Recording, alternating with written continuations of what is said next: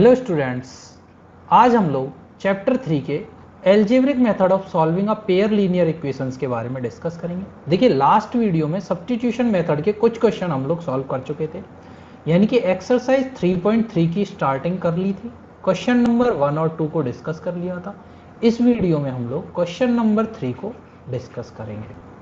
तो last video में substitution method का बेसिक कॉन्सेप्ट और उस पर बेस्ड क्वेश्चन सॉल्व कर चुके थे।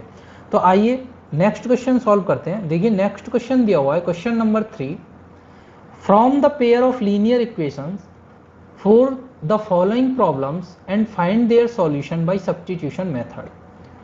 सब्स्टिट्यूशन मेथड का यूज करके हमें क्या निकालना है, क्वेश्चनों को सॉल्व करना है। देखिए, इनका सॉल्यूशन निकालना है।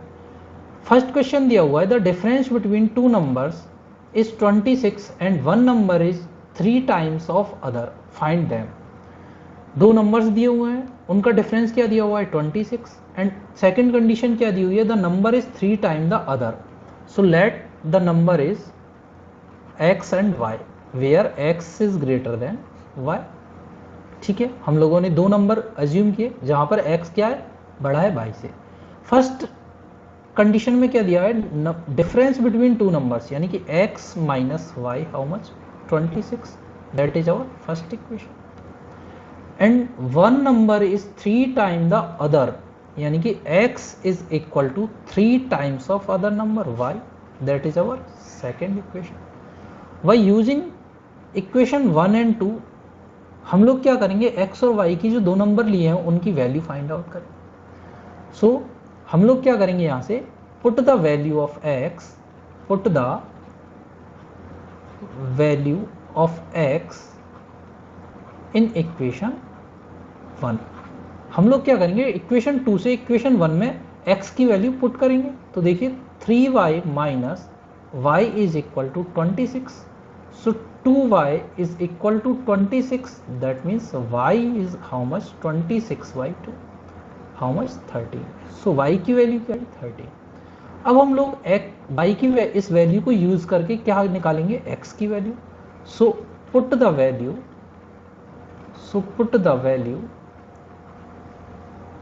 value is y is equal to 13 in equation 2, आप इक्वेशन 1 में भी y की वैल्यू 13 पुट करके इसकी वैल्यू फाइंड आउट कर सकते थे। हम लोग क्या कर रहे हैं, x is equal to 3 into y, 3 into 13 how much 13 3 जा 39। सो हम लोग बोल सकते हैं x जो पहला नंबर है वो 39 और दूसरा नंबर क्या है 13। So x is equal to how much 39 and y is equal to 13, that is our answer. So देखिए, एक बार इसको रिवाइज कर लेते हैं। दो नंबर दिए हुए हैं x और y, जहां पर उनका डिफरेंस क्या दिया हुआ है 26, और दूसरी कंडीशन क्या दी हुई है, one number is 3 times the other. So differences क्या हो गया 26 and x is equal to 3y। ठीक है, दोनों इक्वेशनों का यूज किया by substitution method, put the value of x is equal to 3y in equation 1, so y is how much 13, and now 13 is y equal to 13 put in equation 2, so x is how much 39। So students, I hope आपको ये समझ में आ गया होगा। अब हम करते हैं नेक्स्ट क्वेश्चन। देखिए, नेक्स्ट क्वेश्चन दिया हुआ है sorry, the larger of two supplementary angles exceed the smaller by 18 degree, find them। देखिए, यहाँ पर क्या दिया हुआ है, सबसे पहले हम लोगों को ये पढ़ना जरूरी है कि सप्लीमेंट्री एंगल क्या है। लास्ट क्लास में हम लोग ये डिस्कस कर चुके थे, क्लास 9th में आपने पढ़ा है सप्लीमेंट्री एंगल क्या होता है। तो देखिए, यहाँ पर जब दो एंगल हैं और यदि उनका sum, this is x and y, x is greater than y, x plus y greater than equal, यदि x plus y is equal to 180 degree होता है तो वो क्या कहलाते हैं, सप्लीमेंट्री एंगल्स कहलाते हैं। ठीक है, अब बात करते हैं हम अपने क्वेश्चन के सॉल्यूशन की। यदि क्वेश्चन के सॉल्यूशन की बात करें तो देखिए, यहाँ पर क्या दिया हुआ है, सप्लीमेंट्री एंगल है। तो एंगल क्या है, x और y। मैं मान लेता हूँ x is greater than y, यहाँ पे ये इक्वल भी हो सकता है। ठीक है, सो सप्लीमेंट्री एंगल की कंडीशन क्या बोलती है, x plus y is equal to 180 degree, that is our equation 1। Second condition दी हुई है supplementary angles exceed the smaller by 18 degree, so larger angle is equal to smaller angle plus 18. That is our equation second. So now put the value of x from equation 2 in equation 1. So y plus 18 plus y is equal to 180 degree. So that means 2y plus 18 is equal to 180. So 2y is equal to 180 minus 18, how much? 162. So y is equal to 162 by 2, how much? 81. So y is equal to 18 degree. अब देखिए y क्या होगा? 18 degree होगा. ये angle हम इसकी value हमने find out कर लिया कि y जो एंगल है, सेकंड एंगल है, स्मॉलर एंगल, वो क्या है? 81 degree. Now we use the value of y is equals to 81. So put the value of y is equal to 81 degree in equation 2. या चाहे आप इक्वेशन 1 में पुट करो या 2 में पुट करो. So x is equal to 81 plus 18, how much? 99 degree. So हम यहाँ से बोल सकते हैं कि जो दूसरा एंगल है उसकी वैल्यू क्या होगी? 99 डिग्री.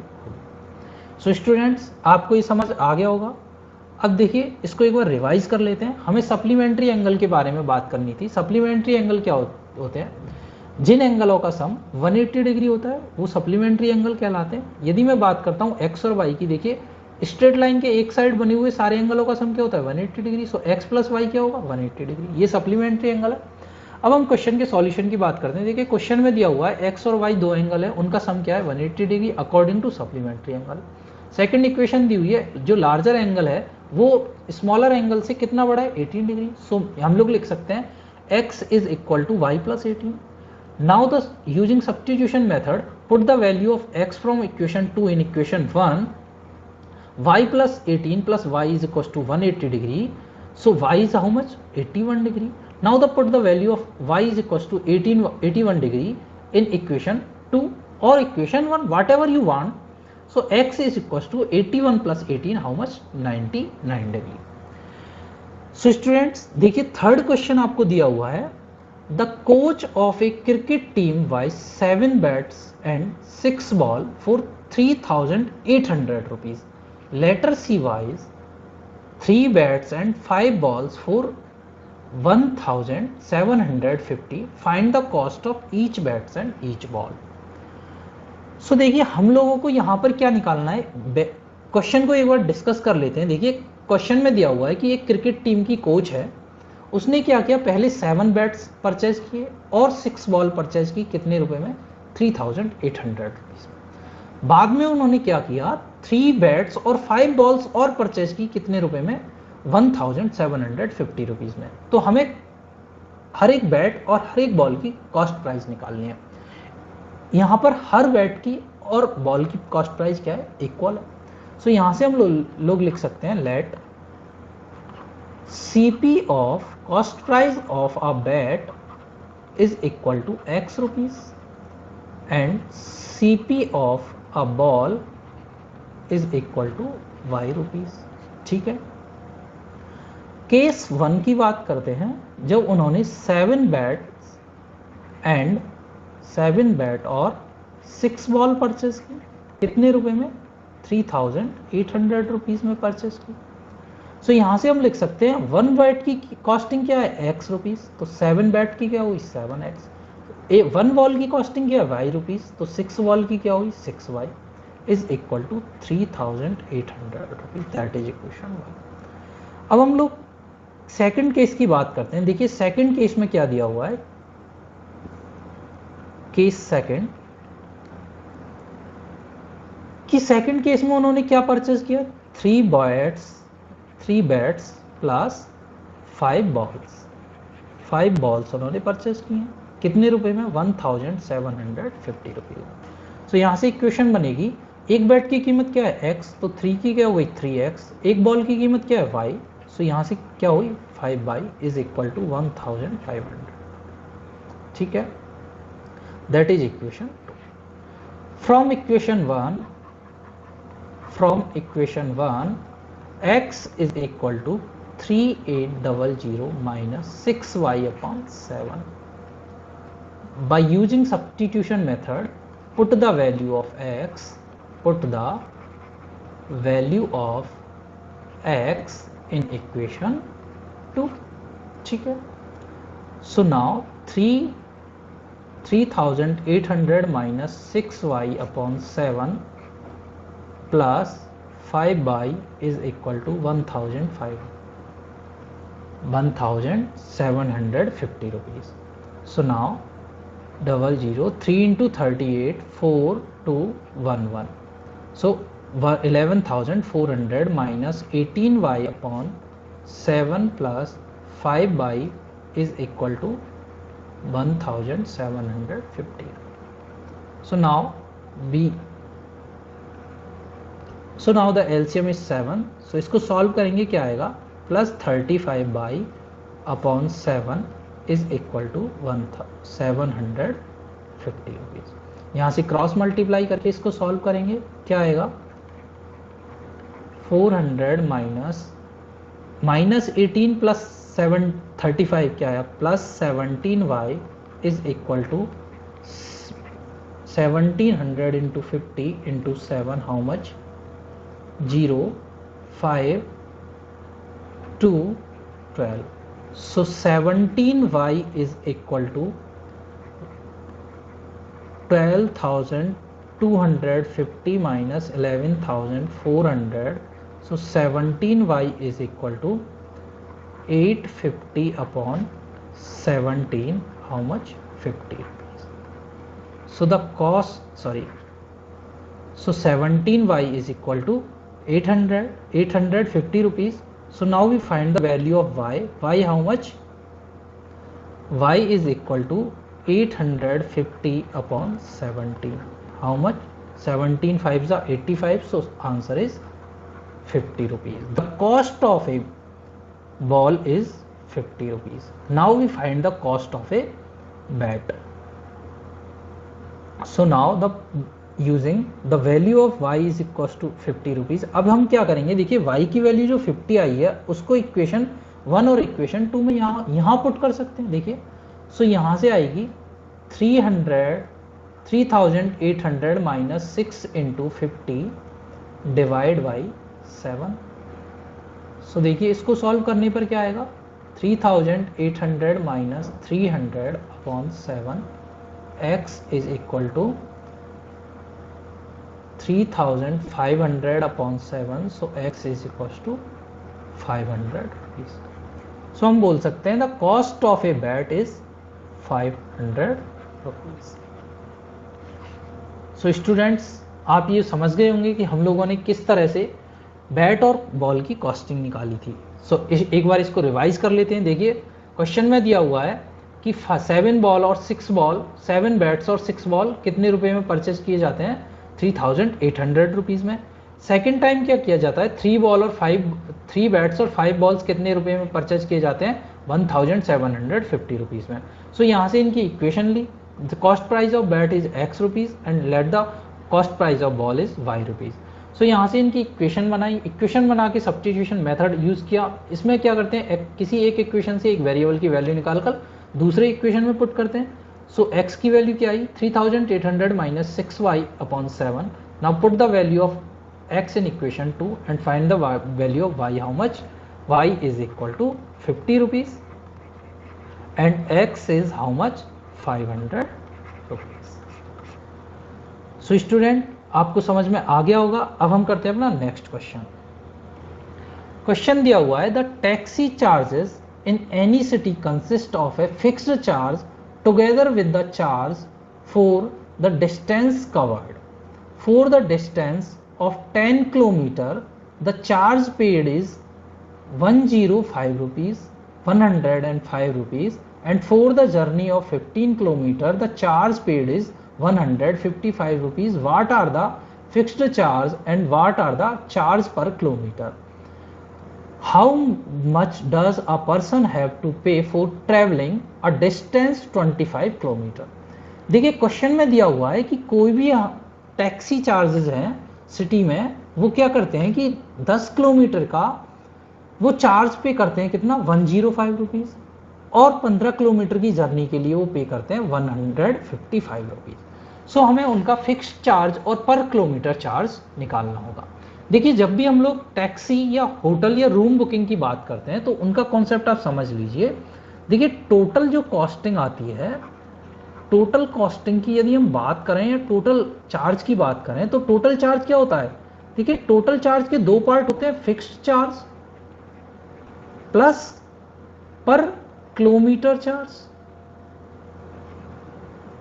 Into kilometre. और यदि बुकिंग की बात करें तो fixed charge plus per day charge into number of days. So let the fixed charge is x rupees and per kilometer charge is y rupees per kilometer। देखिए हम लोगों ने यहां से क्या किया, फिक्स चार्ज को माना x रुपीज और पर किलोमीटर चार्ज को क्या माना y रुपीज पर किलोमीटर। अब देखिए केस फर्स्ट की बात करते हैं, जब फॉर जर्नी 10 किलोमीटर के लिए उन्होंने पे क्या किया 105 रुपये 105 रुपये। अब देखिए वो पे क्या कर रहे होंगे, फिक्स चार्ज पे किया होगा और पर किलोमीटर चार्ज क्या होगा, पर किलोमीटर चार्ज क्या था 5 रुपीज़ इनटू कितने किलोमीटर के लिए 10 किलोमीटर के, तो टोटल क्या आया 105। सो यहाँ से लिख सकते हैं x upon x plus 10y is equal to 105, that is equation 1। अब हम लोग सेकंड केस के लिए बात करते हैं, जब 15 किलोमीटर की जर्नी वो लोग ट्रेवल कर रहे हैं फॉर 15 किलोमीटर, पे कर रहे हैं वो लोग 155 रुपीज़। तो पे कैसे कर रहे होंगे, x fix charge plus per kilometre charge into number of kilometre, how much 155। So x plus 15y is equal to 155, that is equation 2। So by the using of equation 1 and 2 we find the value of x। So x is equal to 105 minus 10y, that is equation A. Now put the value of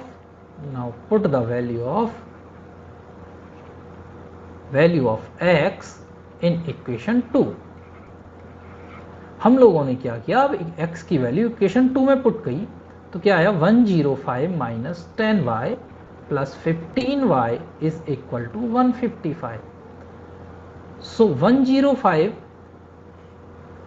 LHS से RHS में जाएगा तो क्या हो जाएगा negative, और ये क्या होता है minus 10y plus 5y is equal to 155 minus 105, how much 50y, 5y is equal to 50, so y is equal to 50/5, how much 10 rupees per kilometre. So the value of y is equal to 10 rupees per kilometre. अब हम लोग क्या करेंगे, x की value निकालेंगे, यानी fix charge की value निकालेंगे। देखिए फिक्स चार्ज की वैल्यू निकालने के लिए हम क्या करेंगे, इस इक्वेशन में, इक्वेशन A में y is equal to 10 rupees put करेंगे, y is equal to 10। So x is equal to 105 minus 10 into 10, 105 minus 100 क्या आया 5 रुपीज। आपका जो फिक्स चार्ज आया वो क्या आया, x is equal to 5 rupees. So students देखिए हम लोगों को क्या निकालना था, फिक्स चार्ज निकालना था और पर किलोमीटर चार्ज, यानी कि x की वैल्यू फिक्स चार्ज की वैल्यू क्या आई 5 रुपीज और पर किलोमीटर चार्ज की वैल्यू क्या आई y is equal to 10 rupees per kilometre. ठीक है, अब आगे क्वेश्चन में दिया हुआ है how much does a person have to pay for travelling a distance 25 kilometre. So for 25 kilometre के लिए कैलकुलेशन करेंगे वो। तो देखिए 25 किलोमीटर की जर्नी यदि वो तय कर रहा है तो कितना पे कर रहा होगा, फिक्स चार्ज, एक तो फिक्स चार्ज कर रहा होगा प्लस पर किलोमीटर चार्ज कर रहा होगा number of kilometres. So for 25 kilometre वो टोटल पे कितना कर रहा होगा x प्लस 25 इंटू वाई।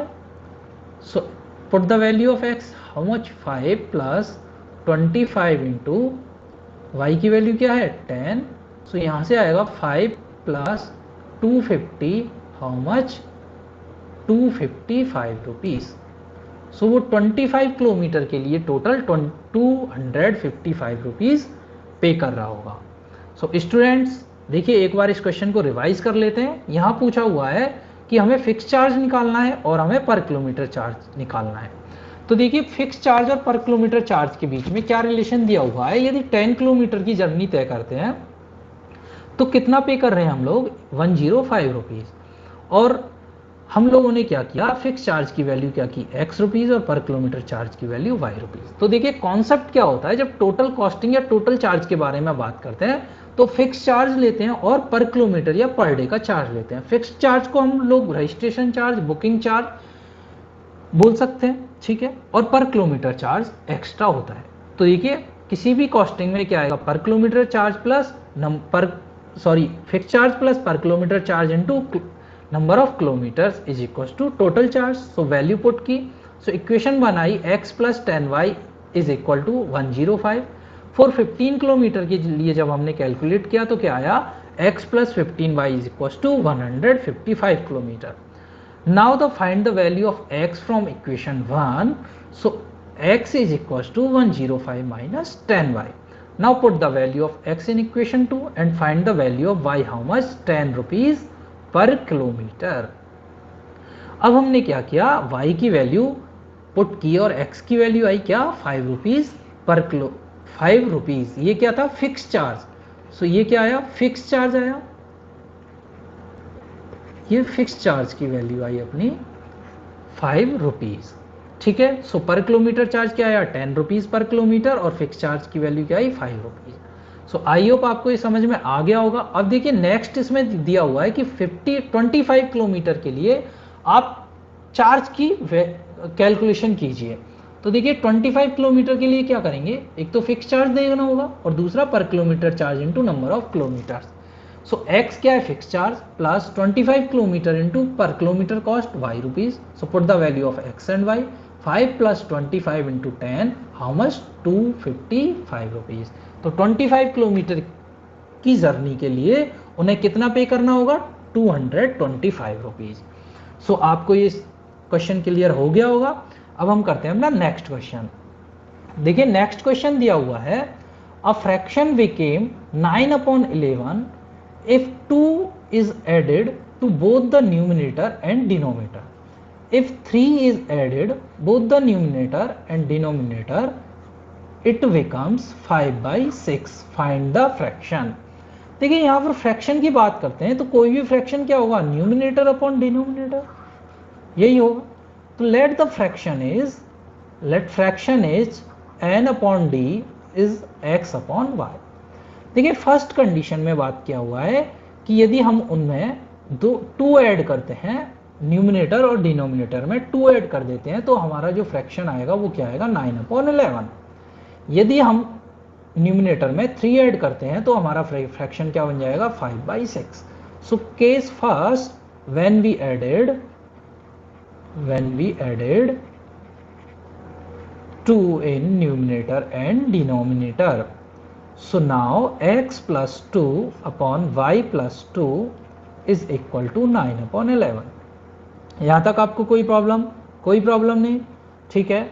सो इसको क्रॉस मल्टीप्लाई से सॉल्व करेंगे तो क्या आएगा 11x plus 2 is equal to 9y plus 2।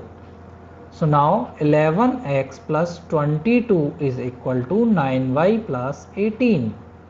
So 11x minus 9y is equal to 18 minus 22.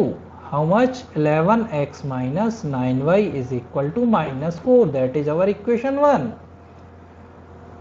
Now case 2. So now case second is when we added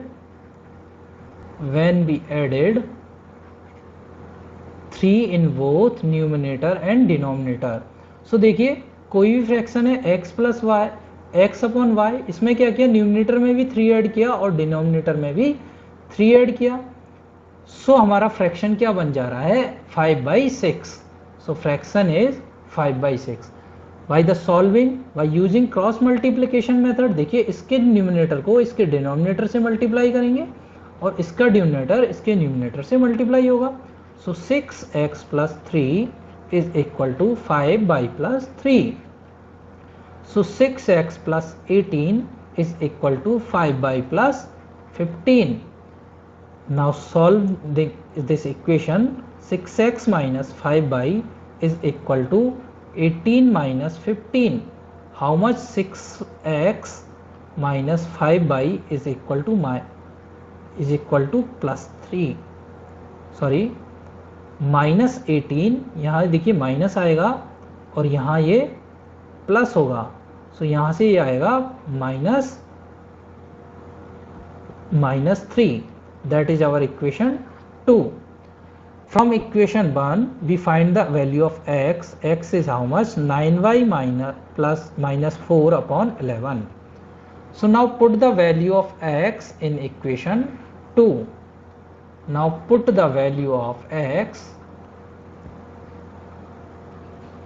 Put the value of x in equation 2.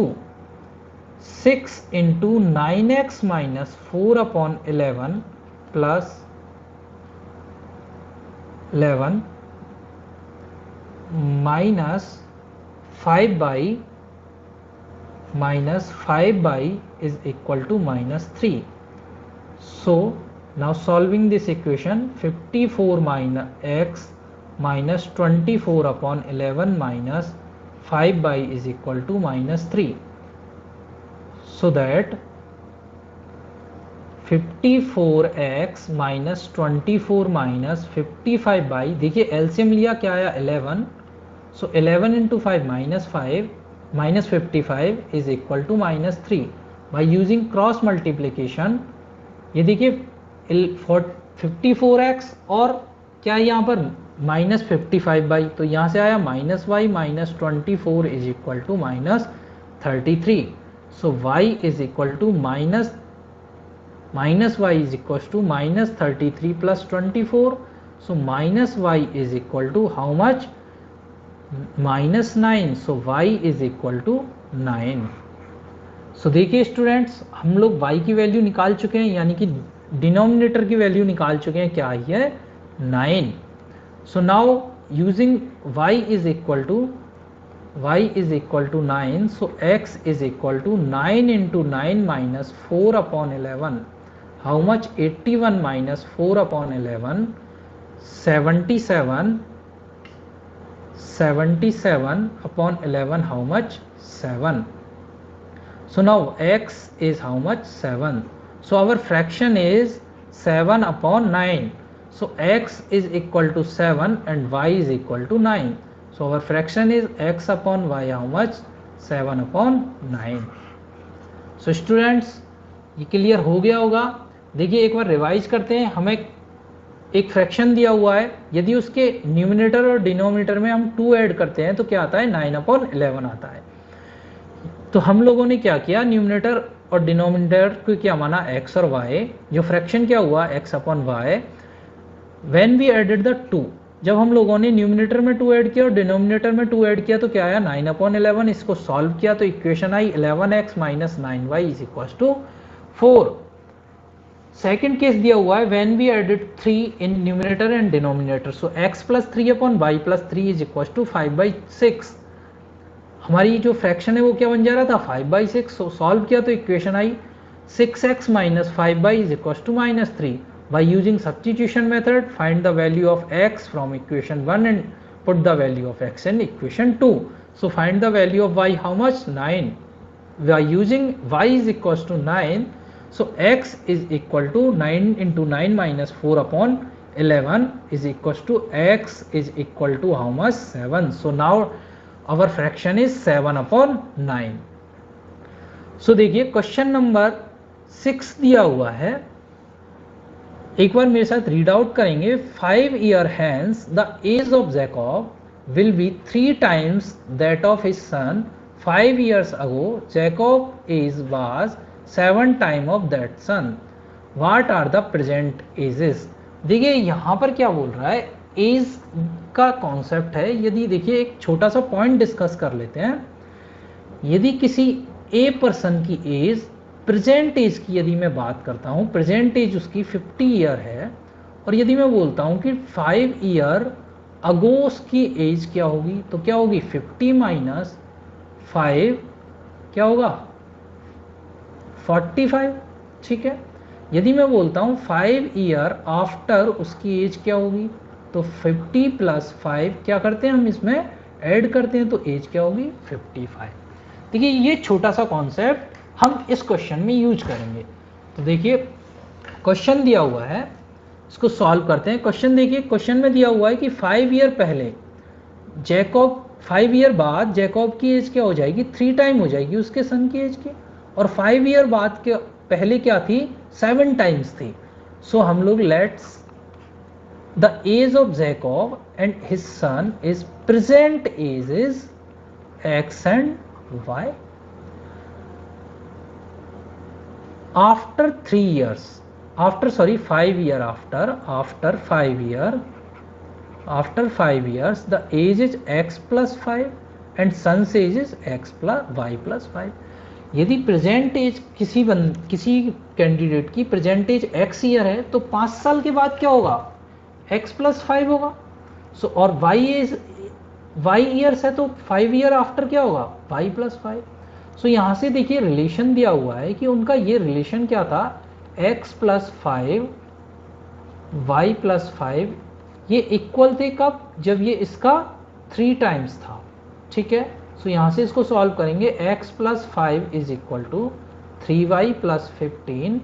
So x minus 3y is equal to 15 minus 5 how much 10। So x minus 3y is equal to 10, that is our equation 1. अब देखिए second case discuss करते हैं। 5 year अगो, 5 year अगो यानी कि before, यानी कि 5 year अगो, 5 year अगो की बात करते हैं, तो 5 ईयर अगो में क्या आएगा, एज यदि प्रेजेंट एज क्या है x है, तो 5 साल पहले एज क्या रही होगी x माइनस 5। यदि प्रेजेंट एज y है, तो 5 साल पहले क्या रही होगी y माइनस 5। यदि बात करते हैं इनके एज की, तो इनका रिलेशन क्या दिया था, x minus 5 is equal to 7 time of son's age, ठीक है। Jacob age is 7 time of son's age. So x minus 5 is equal to 7 y minus 35। So x minus 7y is equal to minus 35 plus 5, x minus 7y is equal to minus 30. That is our equation 1. From equation 1 we find the value of x. So x की value क्या होगी, x is equal to 10 plus 3y, 10 plus 3y. Now put the value of x, put the value of x in equation 2. So 10 plus 3y minus 7y is equal to minus 30. So 10 minus 4y is equal to minus 30. So minus 4y is equal to minus 10 minus 30, how much, minus 40. So minus 4y is equal to minus 40, minus to minus cancel. So यहाँ से y की value क्या आई, 40 upon 10, how much, 40 upon 4, how much, 40 upon 4, 10 years. यानी कि उसके सन की percentage क्या थी, 10 years. अब हम लोग यहाँ से जैकब की एज कैलकुलेट करेंगे। देखिए जैकब की एज क्या थी, x year. Now put the value of y is equal to 10 year in equation 1. So x is equal to 10 plus 3y, how much, 10 plus 3 into 10 is equal to 10 plus 30, how much, 40 years. So students, the age of Jacob is present age क्या होगी, 40 years. देखिए Jacob की यहाँ पर present as की बात करें तो क्या हो गई 40 इयर्स, और उसके सन की क्या हो गई 10 इयर्स। सो आई होप आपको ये समझ में आ गया होगा। देखिए एक बार इसको रिवाइज कर लेते हैं। एज की क्वेश्चनों में हमें क्या दिया होगा, तो या 2 से ज़्यादा लोगों की क्या दी होगी, एज का रिलेशन दिया होगा, या तो उनके फ्यूचर या पास्ट की एज का रिलेशन दिया होगा, या उनके डायरेक्ट एजों में कोई रिलेशन दिया होगा, या प्रेजेंट एज में रिलेशन दिया होगा। आपके पास 2 इक्वेशंस बनेंगी, हमें पहले रिलेशन का यूज करके इक्वेशन क्रिएट करनी है, उसके बाद सब्स्टिट्यूशन मेथड, एलिमिनेशन, जो भी आपको सूटेबल है या क्वेश्चन में गिवन है वो मेथड यूज करना है, और हमें एज की वैल्यू फाइंड आउट करनी है। सो देखिए क्वेश्चन क्या दिया था, जैकब की एज क्या थी x ईयर, और उसके सन की एज क्या थी y year. 5 year after age क्या होगी, x plus 5 and y plus 5, और रिलेशन दिया था x plus 5 is equal to 3 times of y plus 5। So यहाँ से equation I x minus 3y is equal to 10, xy minus 3y is equal to 10। सो यहाँ से 5 year ago the equation is x minus 5 is equal to y 7 into y minus 5। So equation I x minus 7y is equal to minus 30, that is equation 2. Now we put the value of x from equation 1 is 10 minus 10 plus 3y is equal to x. So put the value of x and find the value of y is equal to 10 year. So now find the value of x, how much? Put the value of y is equal to 10 plus 3y. So y is how much, 10 years. So x is equal to 40 years. So present age of Jacob is 40 years and his son age is 10 year. So students, आपको यहाँ तक question समझ में आ गए होंगे।